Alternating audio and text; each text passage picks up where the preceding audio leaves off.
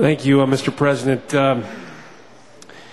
I would like to rise and comment on the motions to discharge the bills that would permanently change our unemployment benefits in exchange for one-time monies available under the Federal Stimulus Act.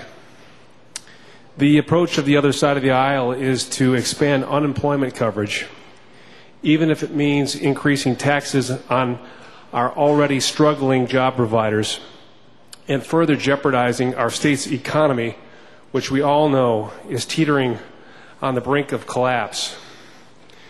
As we sat here today after the motion was made, calls were being made into our district by the other side of the aisle and their team by way of robocalls to spin this issue to suggest that we didn't care about the unemployed in this state. But I want to tell you a little bit about why we stand for what we stand for. And I want to talk a little bit about the present system that's in place right now. Michigan has a 100% employer-financed unemployment insurance trust fund, and it is plain and simple broken. And throwing money at this issue will not solve the problem, as we know from many other examples. Michigan already owes the federal government over $2.2 billion for its borrowing. So even without this infusion of what amounts to monopoly money, Michigan employers could see an unemployment payroll tax increase which will double by 2011. Now, this is an interesting situation because it does appear as though we've got money on the table that we're leaving. But I want you to know that there is a reason for this. The opposition in this case wants to permanently raise unemployment taxes on Michigan businesses to finance unemployment insurance in this state. And let me just tell you that that is a flawed plan. And it's one that will get us in big trouble because even though Michigan is, we all know that Michigan is having difficult times. And we are either tied or in the lead in the nation in unemployment for the past 29 consecutive months. It would be a gross understatement to say that Michigan job providers are struggling to survive.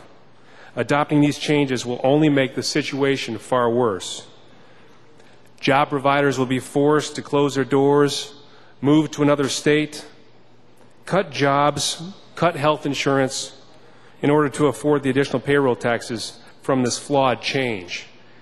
And in each of these options, I think we can all agree it's bad for Michigan's economy at a time when we should be working on ways to fill the unemployment holes in this state. I want to put a personal face with this too. Let's use an example of a small business, one that's got 40 full-time employees, 150 part-time employees. They could see their unemployment taxes soar from $15,000 per year to $85,000 per year. I want to ask you, where does that money come from? How will they pay for it?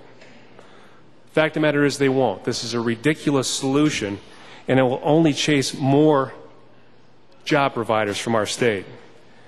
The bottom line is that this proposal would levy a $69.7 million tax obligation on Michigan businesses in exchange for a one-time payment of about $140 million, which we all know will disappear in the next 2 years, leaving an ongoing obligation for the state of Michigan without funding. That's like a person getting a new credit card in the face of a bank foreclosure.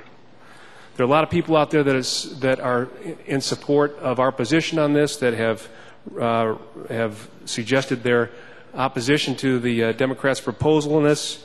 I would refer you to the builders, the chambers of commerce around the state, the insurance agents, the realtors, the bankers, the grocers, the manufacturers, the candlestick makers, the restaurants, the retailers, the independent businesses, even the small business. Everybody's opposed to it. And if you look at the various editorial boards around the state, they've all opined against it, including the Battle Creek newspaper, which doesn't have a senator right now, but the Republican Senate right now is going to stand up for them and adopt them as a district, and we are going to represent their views on this. This is bad for Michigan, bad for job providers, and we should all be opposed to it.